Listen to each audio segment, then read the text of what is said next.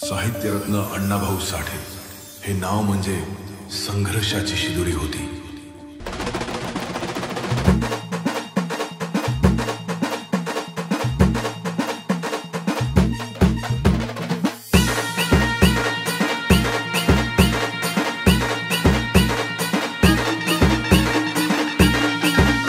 अण्णाभाऊंचा tiger झालाय बघा तो ब्रँडची पर्सनॅलिटी.